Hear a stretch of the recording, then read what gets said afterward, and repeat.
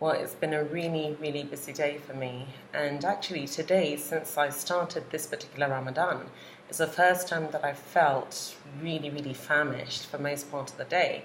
I've really, really felt the fasting today, and I just can't wait to break my fast. Thank God it's almost time for Iftar. But no matter the challenges at work or how hungry one feels, I'm determined to continue making good choices in terms of what I eat for both Iftar and for Sahoor. So, in continuation with that journey, today, for Iftar, I've decided to have couscous. Couscous is one of my favorite things to eat. I know in my family, surprisingly, not many people like couscous. I remember when my daughter was small, at a point, I was giving her couscous to eat, and she just didn't like it. And I tried to kind of brainwash her into liking couscous. But it turned out that it wasn't just her. Most of my nieces and nephews, and my sisters as well, they don't really like couscous. So, I'm one of the only ones who like it. But I really, really love couscous. It's one of those things that I like to eat. And because it's very, very light, you don't feel that heaviness after you finish eating it. So normally when I cook my couscous, or when I make couscous, I make it with a lot of vegetables inside. But today's couscous, I decided to not put much I decided not to actually put any vegetables inside the couscous itself, even though I've accompanied it with some lovely salad that I got from a cafe just next door. So this is the couscous that I've made. I've just made it very ordinarily. Couscous I think is the easiest thing to make. It's very fluffy, as you can see. When I make it with vegetables, it doesn't always turn out as fluffy as this one does, as it does when you make it on its own. But I enjoy taking it with vegetables, especially when I put baby corns in there. I'll put recipes for that, or even show a demonstration of that, either anytime within this Ramadan period or afterwards in the more info box or in some of my other social media outlets. So this is just couscous. The ordinary way of making it is, obviously, for those who know, is to boil water and then put the water in a bowl and then pour the couscous in there, put the water 2 times more than the couscous is, sprinkle some salt and kind of cover up the bowl and just let it do its work. It's not really something you need to cook per se. You just give it enough time to absorb all the liquid that you put into the bowl and to kind of fluff itself out itself. So, this is what I'm going to have. It's quite a lot of couscous, as you can see. I've got it with some really nice salad that I get at a cafe next door, so I'm going to have that together with that. And I wanted to have lamb today. I've not had lamb since I started this diet, and actually lamb is, again, I know I have so many favorites, but really lamb is one of my favorite things to eat. I love eating lamb chops. I really, really like lamb. And I think that's one of the reasons why I really like Indian food, because a lot of it they use a lot of lamb inside the Indian cooking, and I really, really enjoy it, especially when it's really cooked nice and tender. And when you have lamb chops, it's cooked very well, and the lamb kind of comes off the bone. That is really nice. So I've made a sort of stew with couscous. This stew is made without hardly any oil. I'll put the method that I use to make stew without oil in a way that doesn't really compromise the normal taste of stew. Generally, when I make couscous, I have a different technique of making the stew that goes with couscous. I don't use the same technique of making red stew that I would with, say, for rice or with yam or with any other thing. With couscous, I have a totally different technique, a technique that allows me to have a very, very sort of watery red soup, watery stew, because, the couscous absorbs a lot of liquid. A lot of the stew gets absorbed by the couscous. And because couscous does not really have a very strong taste, you want to be able to have enough stew in there as it absorbs to have, to taste the stew as well. Well, especially to taste the stew. So this, I didn't use the same method that I ordinarily would with when I'm making a stew for couscous. But because this one, I made this stew without hardly any oil. So that particular other method that I use to make the stew for couscous uses quite a bit of oil, so I opted for this one.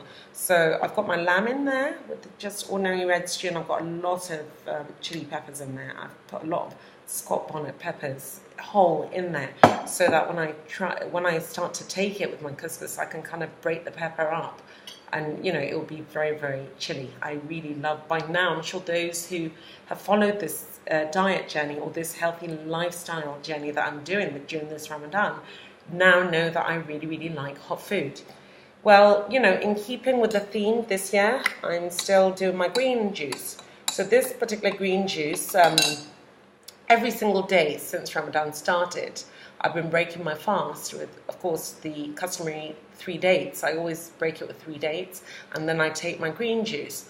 And I've been speaking about the different ways of making green juice. I've come to realize that I actually really, really love the vegetable-based green juice as opposed to the fruit-based one, or as opposed to the one that has a combination of both vegetables and fruit.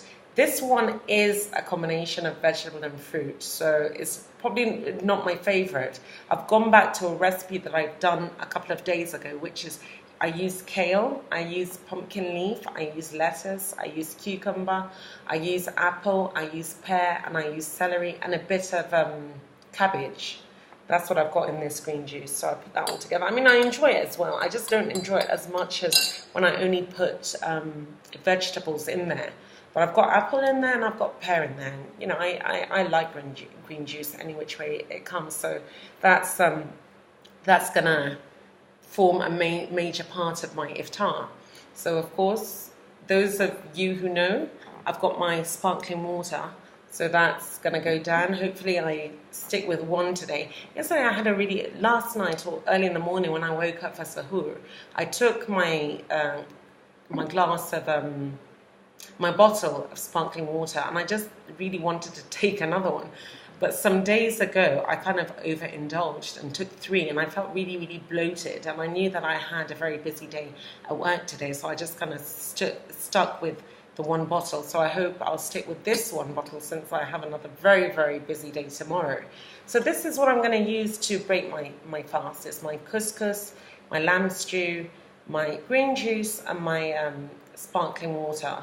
And I don't think I need anything to accompany this because, even though the couscous is very, very light, there's a lot of stew here, and there's a lot of lamb here, so that should make up for it.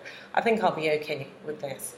So for Suhoor, I've made this in advance. I've made the decision that I'm not going to make any more sandwiches in advance, and I'll just make of course I'll put the filling make the filling if there isn't a filling to make, and I'll put it all together, keep it in the fridge, then put it all together at 4:30 or 4 o'clock, or usually more 4:30 o'clock in the morning 4:30 a.m.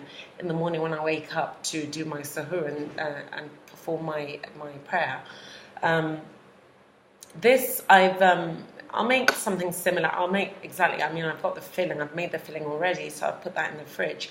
I'll probably give this one away. For the purpose of this video, though, I put the sandwich together. I'm going to have this for Suhoor. And what it is one of my favorite sandwiches is egg sandwich. I'm not a big egg lover. I don't like eating fried eggs so much. I think I prefer scrambled egg. I don't like... I'm not really a big egg lover at all.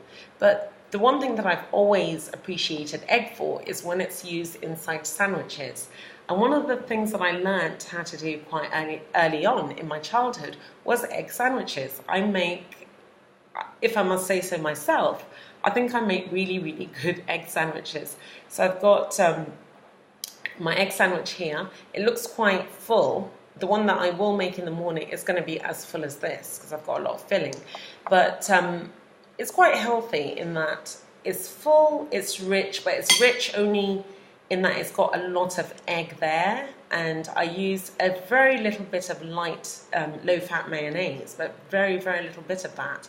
I use parsley, I use coriander, I used a little bit of butter, but really a tiny little bit of butter just to help kind of make it smooth. And I used spring onions. I've used some salt, quite a bit of salt, because I find the filling for egg sandwiches really needs, the egg really kind of requires you to make sure that it's well salted. So I've got quite a bit of salt in there, and then I've got some black pepper. So I put that all together, and that's quite a full, and it's in brown bread, wheat bread. So you can see it's quite full. That's what I'm going to have for Suhoor. Now, I did this is a shake that I've made. I did this the other day and I really, really enjoyed it. It's strawberry and banana. So I make milkshake from it. I use strawberry, blended strawberry, banana, and put some coconut milk in there. So that makes a really, really nice milkshake, strawberry and banana milkshake. And I'll put that back in the fridge. I think with a strawberry and banana milkshake such as this, you don't really need to put any sugar in there, because the banana is, I mean, the taste of the banana is all right, and the taste of the strawberries are all right. The strawberries that I've got are not sour or anything, so I enjoy the natural taste of the banana and the strawberries, fused together. So I've got that in there with some coconut milk. And you can also make this strawberry and banana. You can also use some soya milk. It's very nice with soya milk. So I use almond milk as well.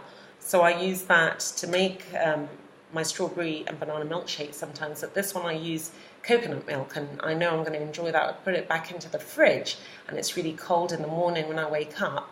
I'll take that for Suhoor. Now, of course, I'll have, as you see, I've got my banana. Actually, like I've said in other videos, I really enjoy eating banana. So it's one of the things I really enjoy to eat. But more so because it's high in potassium. And I find I get dizzy sometimes. And sometimes I think my potassium levels are quite low. My potassium levels are quite low. So I think banana is a great substitute. They say lobster and shrimp, which I like, but I don't get to eat lobster every day or shrimp. Banana is a lot easier. You can buy it, you can just pick it from, the farm. My father's farm, we grow bananas there, so I can pick it from there. Just go down the road, people sell it. So banana is a good substitute, and I really enjoy it. So, it's a good thing to have. So I'll have that together with my sandwich in the morning and my milkshake. Now, one thing that I don't really like, those who know me know that I'm not a big tea lover. I mean, I don't really like tea at all. I like my drinks to be really, really cold. What I normally do with tea is I like to take iced tea. That I like. I like coffee as well, but because I've got a bit of insomnia, I try to stay away from coffee. That can't really help. So with my sleep patterns, so I kind of try to stay away from coffee, even though I really, really like and enjoy coffee a lot. But I'm not a very, very big tea lover. But I want to take some tea today. I've decided to take some tea. So I'll wake up in the morning. I'll brew some really, really nice tea. I'll take it together with my sandwich, because tea is nice always with sandwiches, even though I personally don't like it. But I will, when I wake up in the morning, having it with I'll take my milkshake. I'll probably take a bottle of sparkling water. I'll pace myself. Maybe then I'll wake up at 4 o'clock. I'll take my sandwich, I'll take my banana and my tea as well. So this will be my Suhoor. So, I mean, it's another day, another great day in the choices that I make in terms of the meal that I'm taking for both Iftar and for Suhoor. I feel really proud of myself that I've stuck to this. And, this green juice, I've become really, really fond of it. This is, raw, cold, pressed juice. It's all natural goodness inside it. And I really hope others make it a point to try to explore with green juice to see how it works for you. I think it's a healthy thing to have, and it's a good accompaniment for your diet, daily diet, weekly diet. Even if you're just going to have it once a week, it can't do you no harm. And I wouldn't call it an acquired taste either. I think it's just something that you get used to, and once you put your mind to it that you're going to have it, it's so simple to make. You just once you've got the ingredients, you just put it in a blender, and you blitz it all together, blend it all together. And now I've actually got a blender that I'm using specifically for green juice. So that is its own. That particular blender I bought just for making green juice, and that kind of encourages me anytime I go into the office, into the kitchen, and I see, work is on my mind. Anytime I go into the kitchen and I see the blender with, the blender for my green juice, it kind of encourages me to make green juice. And I've got another blender that I make my milkshakes in, and I've got another blender that I make my juices in, and that other blender, takes out kind of the roughage. So, it kind of, if you can, try to invest in maybe 1 or 2 blenders that you can keep specifically for making these specialized drinks. And maybe that will encourage you kind of weaving it or inculcating it into your daily diet. So it's almost time for iftar. I think we've got about 5 minutes. So I'll just go and get my dates, get ready to break my fast, do my ablution and come back and take my dates, take my juice, eat a little bit, and then go and pray and come back and finish eating.